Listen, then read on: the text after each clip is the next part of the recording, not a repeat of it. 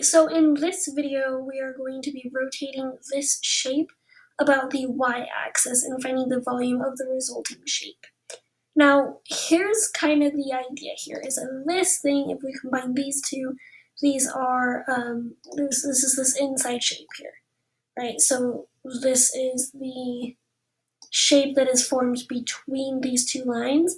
It's kind of this rectangle that is cut out by this little triangle here, right? Or you can think of it like we got a square on top of a triangle. There's many ways to think about this. We're going to think about it as if it's this rectangle, but then we're going to cut out this area right here, all right? So again, that's this rectangle, but we're cutting out this area. So we're really just describing this area between the two shapes. Okay.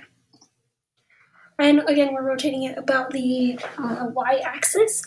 So let's rotate this shape first.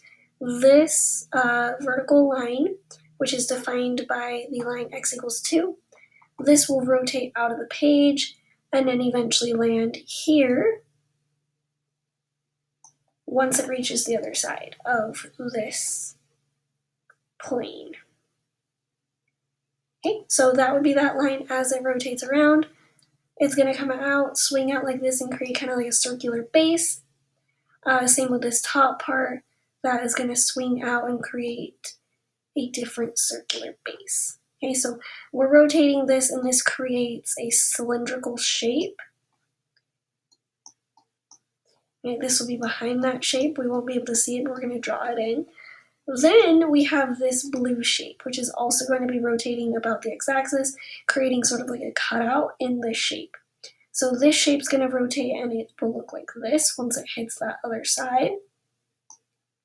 And it will also have this kind of like swinging shape here.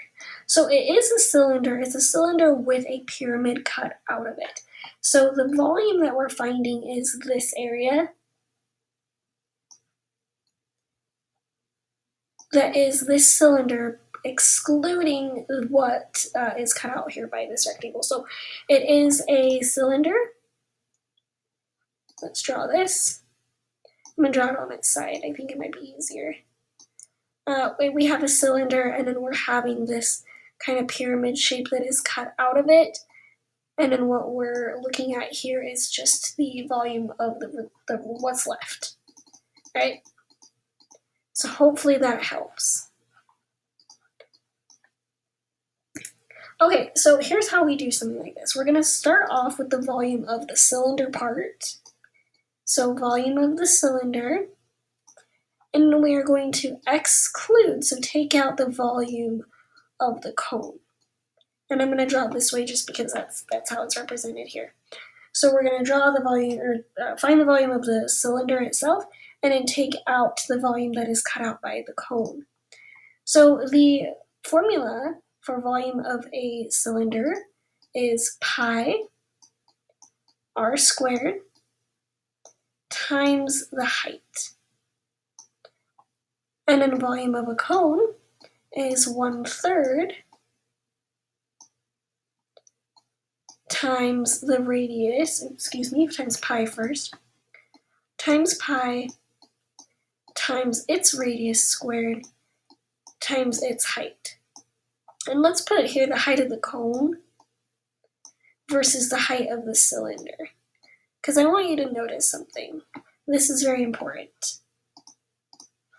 The height of the cylinder here is this, from here to here, right? So where that center of the cylinder is from this point 2, right, so that's the base, to this 0. That is the height of the cylinder, or of the cone. And then just notice that that's different than the height of the cylinder, because that goes here from the same place all the way down to this -2 here. Right, so they do have different heights. So when we say height, we can't just be talking about one or the other, or we have to be talking about one or the other, where they're not the same thing. So we have to differentiate and say, okay, this is, here we're talking about the height of the cone, and in this situation we are talking about the height of the cylinder. Alright, so let's find what those things are. The height of the cylinder goes from this point 2 to this point -2. So that is a total height of 4 for the cylinder. So I'm going to go in and actually just kind of start creating this equation.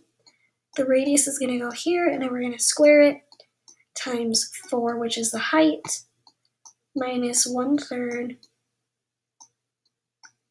pi times the radius squared times the height of the cone. Let's find the height of the cone next. So the height of the cone is going to go from this point here, its center, down to 0, so that has a height of just 2. Which kind of makes sense, because if you look at it, this cone is only going down halfway into this cylinder. Okay, now the next thing we need to look at is the radius. And one thing you can notice here is that the radius of the cylinder and the radius of the cone are the exact same, right? Because they're fitting into this shape perfectly there at the top. So they're the same. So once we find that, we can input that here and here, because again, they're the same. And then let's say this is the volume of the entire shape. Because the volume of this inside here is the volume of the cylinder minus the volume of the cone. And if we look here, it's going from x equals 0 to x equals 2, which makes the radius have a magnitude of 2. All right, now I'm just going to punch all of that into my calculator. So I'm going to say pi times the radius squared times 4 minus 1/3 times pi times that radius squared, same radius, times 2. And the resulting volume is 41. And then notice that if I'm rounding to the nearest tenth, this is the 10th place. That 8 would make that first place go up to 9. So this is 41.9 as the volume. And again, we're not going to be doing units on this assignment. All right, so let's talk about a few things. Let's say we did this, we plugged it all in, and we got a negative answer. That would be one indication that you know that you did this wrong, because it's supposed to be a volume, it's supposed to be positive. So if you're doing one like this where you have a combination of items and you end up getting a negative answer, that's going to be wrong. Okay, so just a few things to look out for. If your answer doesn't make sense, let's maybe look at it and kind of see if it does make sense. All right, let me know if you guys have any questions.